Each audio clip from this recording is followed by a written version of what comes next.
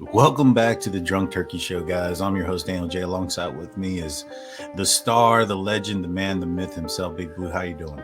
Doing good, man. Doing good.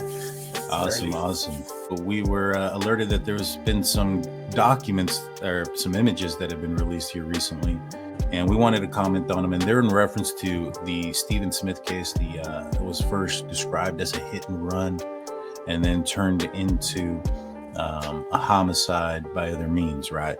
And so this happened back in 2017, and there's been a lot of speculation that the actor involved in this case is a Murdaugh, or specifically Buster Murdaugh, has been rumored to have been associated somehow in this case. All allegedly, all speculation. At this point, he's not been named a suspect nor charged for this case. But wanted to put that out there. Do be advised that these images are blurred, but they are graphic, and we will be discussing graphic. The discussion is going to be pretty graphic, so if you're squeamish and don't want to see these things, I'd recommend just checking out one of our other videos. You ready to do this, Big Blue? Yes, sir. Yes, sir. Now, remember, initially when this case first came out, right, it was described as a hit and run. Officers arrived on scene. They said that they didn't notice any parts of a vehicle. There wasn't debris, things of that nature, and that the scene kind of looked like it wasn't a hit and run. And in fact, they thought that the injury to Stephen Smith's forehead was possibly made from a gun. And so, again, these images are graphic. Let's bring them up. And so, this was one of the first images that was brought up. You have and this is off of New York Post, HBO Max. So you have his body lying in the middle of the roadway. Blood going towards the top of the picture. I would assume that is that the center of the roadway is at the highest point of elevation on the road, and that it slopes down to both sides, and that's why the blood is traveling in that direction. There is another image from the roadway. I noticed two red stains right here. What does that tell you? These two drops, Big Blue. Does that scream anything out to you? To me, that point's like maybe the point of impact, maybe. Well, I'll say this, and Or before we maybe. get into the point of impact, to look like a gun would have like a high velocity impact going back. I wouldn't think that blood drops would be forward in front of the person.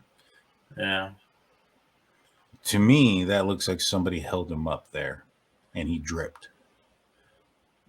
It looks like that, or like to me, it looks like maybe we have a.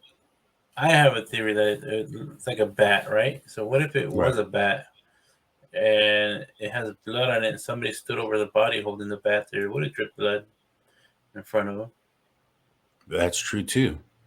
But you would assume then that this was the place of Where it happened? that this happened, right? That would be the assumption. Yeah. So my thing is, where's the blood? I mean, it's hard to see, and obviously we're not there, and there could be drops of blood. I don't see any blood splatter coming out this direction.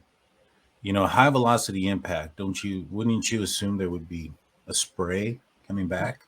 Yeah, I would think I would go back, but I mean, they would have to spray it down with that chemical and see where it splattered. I'm not sure if they did or not. Well, I Can mean, miss. the large amount of blood should still be present, though. Yeah, it would be. You would see that drying up in the morning. You see black, red spots everywhere. Now, my question: so you see this trail, right? It goes a significant way. It's almost to the white Yeah, boundary out here, right? yeah. And so we can assume that's probably about 15 feet or so. And if he was placed here post mortem, so after passing, would he still have been bleeding out this much? After passing, I would say it'd be hard because if he got injured somewhere else and he would have been bleeding that much somewhere else, there wouldn't have been that much blood. So it could be where it happened. You think this is where it could have happened? Yeah, I mean, because like when your body only holds so much blood in you, and then it drains out. You know what I mean? And Right. so I don't think he was taken and dropped. I don't have that theory because like if he would have been thrown out of a car, you would have seen like a lot of drag marks on him, and to me it looks like it happened there. Right. Now we see these photos. These photos are a lot more detailed. I know, and I may he rest in peace. I know his mom's going through a lot, so Oh, for sure, man. It's a horrific ordeal. Um, you see, just kind of looking from what we can see here, the other thing that I noticed is look at the positioning of his feet. They're very yeah, close to each other. yeah, So, my opinion, he probably passed before hitting the ground because there's also, I mean, if he were to have passed here, right, and he got hit with a blunt force object, there would have been a, if he would have, there would have been a fencing, correct? It yeah. was described as fencing where you have Your the hands hands up. go out and the feet straighten out. That's not the case. His body is loose. It doesn't appear that rigor, maybe. I mean, his hand does look kind of odd. So it's possible that rigor. I do recall they saying that his right arm was dislocated. That appears to be his left arm. Um, but his hand does seem to be in an odd position. Doesn't seem natural based on where it's positioned. Yeah, And so I wonder if rigor had already set in. And if rigor had set in and these pictures were taken, about 4 o'clock in the morning, then this incident probably had occurred around 1 or 2. Wouldn't you assume that? yeah. I mean, I don't. I need to know exactly the timing on how long it takes You rigor don't know how mortis to long for set. rigor mortis. Yeah, it can happen sometimes quick, but my understanding is it usually takes a couple of hours for it to set in the first time, and then it goes into to it goes back and forth. But But by this photo, I mean, you can see that he probably passed away from the trauma like instantly, probably because normal reaction for a person if they get hit in the head is to reach up, you know what I mean, and touch the yeah, head. There's no blood on his hands. There's no that's blood on the true. fingertips. Yeah, so yeah, no, I mean, based on the description, it sounded like it was. They thought it was a gunshot. But the thing that is curious to me is the positioning of the feet. Yeah, Right. So if he was hit by a vehicle, he would be flown. His shoes are very loose. You can tell that they're not. They're still on his feet. But yeah. even if it was a gunshot or a bat or something, don't you think his legs would be more straight? This looks like he fell straight down and then fell back. Trying to see if those are DCs or those are the other skate shoes. They're Oh, I skate can't tell. shoes.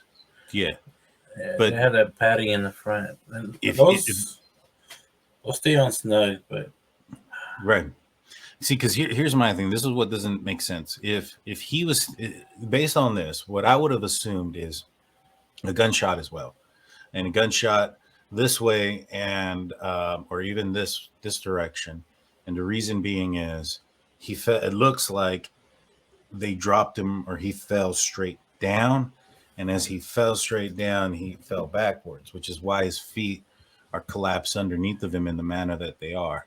yeah, If he was hit by something, in my opinion, he would have fell backward and yeah, his legs would be straight. yeah. And then you look at the positioning of the feet and how close proximity they are together.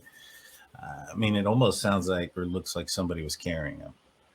It looks like it, yeah. Because if he was walking in the middle, and got hit, I would assume a little bit more like splatter because I don't see any splatter in the photo here, like Right. on the yellow stripes. I don't see. I made it as big as I can. I put it on my bigger screen, Now, and then yeah, there's no splatter going that way. Now, my thought is maybe perhaps somebody hit him on the side of the road and there's splatter in the grass, and they moved him very quickly from the time that they hit him into the middle of the roadway, right? And they lifted him up and just kind of placed him there. yeah, Um, and one of the things that points that out to me is, one, the positioning in the road. It doesn't make sense for where he's at. The shoes, the shoelaces, the positioning of his legs, the way they're drawn up underneath of him in that manner, Yeah. how close proximity to his feet are. And then you have these 2 drops of blood that's right there. It's almost looked like maybe perhaps they were trying to maneuver him, and at a certain point he was stationary over those, something dripped in those 2 spots because they were stationary for a certain amount of time Yeah. at that position. That's what I'm seeing. Yeah. And the only other explanation was he got hit. He had 1 second, and then boom, he collapsed. But that's a significant amount of blood, man. Yeah. You know, it's in a puddle. I mean, those 2 drops. If you can see that from this angle and at this time of night, you know, that's pretty. That tells me that he was held up there for a few seconds. You know what I'm saying?